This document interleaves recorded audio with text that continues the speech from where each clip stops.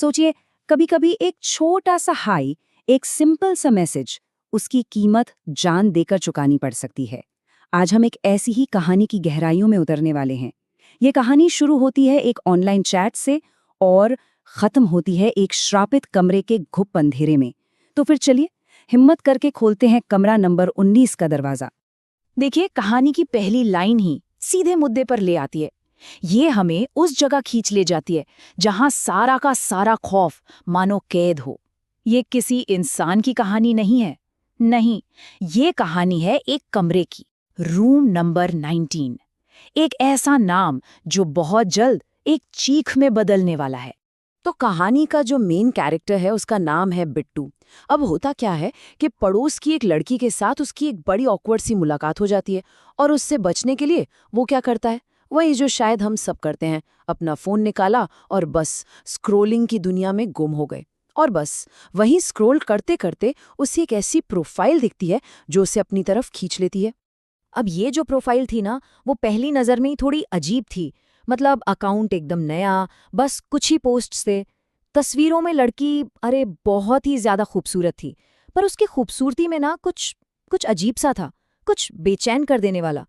एक ऐसी अनजानी सी कशिश थी जिसने बिट्टू को सोचने का मौका तक नहीं दिया और उसने मैसेज भेज ही दिया।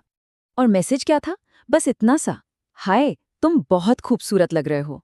एक एक मासूम सी तारीफ। पर किसी को क्या पता था कि यही तारीफ एक ऐसे खौफनाक सिलसिले को जन्म देगी जिसका अंजाम सिर्फ और सिर्फ मौत थी। और जवाब आने में बिल्कुल भी देर नहीं लगी।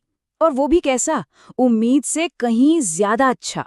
बस इस एक मैसेज ने बिट्टू के मन का सारा शक मिटा दिया। उसे तो पक्का यकीन हो गया कि भाई अब तो उसकी किस्मत चमकने वाली है। इसके बाद जो बातचीत शुरू हुई वो खतरनाक तेजी से आगे बढ़ी। सोचिए, सिर्फ 2 दिन, बस 2 दिन हुए थे और लड़की ने खुद उसे मिलने के लिए बुला लिया। अब बिट्टू के लिए तो ये किसी सपने के सच होने जैसा था, है ना? पर उसे क्या पता था कि ये दरअसल एक बहुत ही बुरे सपने की शुरुआत होने वाली थी। और ये कोई मामूली इनविटेशन नहीं था, ये एक जाल था। जगह तय हुई होटल ग्रैंड ऑर्किड, कमरा नंबर 19 और वक्त उसी रात।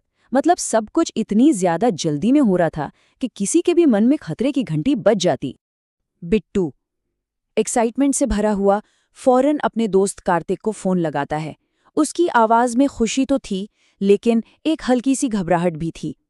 और कार्तिक, जो एक सच्चा दोस्त था, उसे ये पूरी कहानी थोड़ी गड़बड़ लगी। उसने बिट्टू को समझाया, भाई संभल कर रहना। लेकिन बिट्टू, वो तो पूरी तरह से उस लड़की के जाल में फंस चुका था। उसे लग रहा था कि वो बहुत स्पेशल है, बाकी लड़कों से एकदम अलग। और बस इसी सोच ने कार्तिक की हर चेतावनी को एक कान से सुनकर दूसरे से निकाल दिया। और बस यहीं से कहानी का रुख एकदम से बदल जाता है। अगली सुबह जब कार्तिक की आंख खुलती है तो वो देखता है कि बिट्टू की कई मिस्ड कॉल्स हैं। वो घबराकर वापस फोन करता है, लेकिन बिट्टू का फोन स्विच ऑफ आ रहा था। ये उस खामोशी का पहला संकेत था। वक्त बीतता गया और कार्तिक का डर बढ़ता गया। एक दिन गुजरा, फिर दूसरा, बिट्टू का कुछ अता पता नहीं। और फिर जब बिट्टू के घबराए हुए पेरेंट्स का फोन आया, तब कार्तिक समझ गया ये कोई मजाक नहीं था, कुछ बहुत बुरा हो चुका था। कार्तिक गूगल मैप्स के सहारे किसी तरह उस पते पर पहुंचता है और जैसे ही वो वहां पहुंचता है, उसके पैरों के नीचे से जमीन खिसक जाती है। क्यों? क्योंकि तस्वीरों वाला वो चमचमाता हुआ आलीशान होटल असल में एक जला हुआ वीरान खंडहर था। उम्मीद और हकीकत के बीच का ये फर्क सच में दिल दहला देने वाला था। उसी खंडहर के सामने खड़े होकर कार्तिक एक आखिरी कोशिश करता है। वो बिट्टू का नंबर मिलाता है और इस बार फोन लग जाता है। लेकिन दूसरी तरफ से जो आवाज आती है वो बिट्टू की कांपती हुई टूटी फूटी आवाज थी। एक आखिरी गुहार और फिर खामोशी। अब कार्तिक के पास कोई और चारा नहीं था। वो हिम्मत जुटाता है और उस खंडर में दाखिल होता है। और जैसे ही वो अंदर कदम रखता है, सब कुछ बदल जाता है।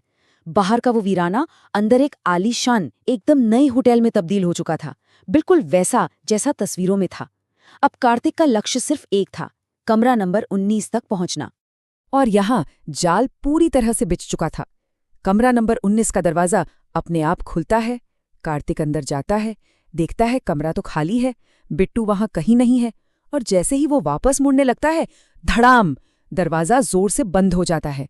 वो कैद हो चुका था, और तभी उसकी नजर बिस्तर पर बैठी उस लड़की पर पड़ती है। वो लड़की अब अपना सच बताती है। वो कहती है कि उसका नाम आर्या था। मतलब अब वो एक आत्मा है, एक ऐसी आत्मा जो उन लड़कों को सजा देती है जो लड़कियों को सिर्फ एक चीज समझते हैं। और ये कमरा नंबर 19 उसके इंसाफ का मैदान है। फिर आर्या अपनी दर्दनाक कहानी सुनाना शुरू करती है। बताती है कि 12 साल पहले ठीक इसी कमरे में उसके बॉयफ्रेंड ने धोखे से उसका एक वीडियो बना लिया था, और सिर्फ बनाया ही नहीं, उसे अपने दोस्तों के साथ मिलकर पूरे शहर में फैला दिया। वो इस अपमान को सह नहीं पाई, और यहीं इसी कमरे में उसने अपनी जान दे दी।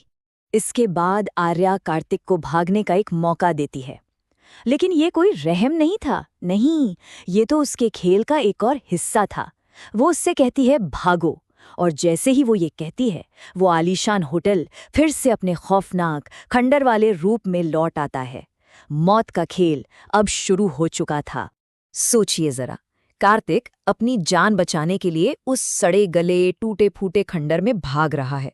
हर कदम पर मौत का डर है, और ठीक उसके पीछे है आर्या की आत्मा, जो अब अपने शिकार के बेहद करीब थी। भागते भागते अचानक सिर्फ एक पल के लिए उसके फोन में नेटवर्क आता है। एक उम्मीद की किरण। वो कांपते हुए हाथों से पुलिस को फोन मिलाता है, लेकिन इससे पहले कि वो कुछ कह पाता, कॉल कट जाती है।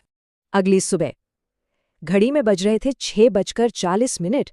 पुलिस उस आधी अधूरी कॉल को ट्रैक करते करते उस वीरान खंडहर तक पहुंची जाती है, और वहां पुलिस को जो नज़ारा देखने को मिलता है वो इस कहानी का सबसे खौफनाक अंत था।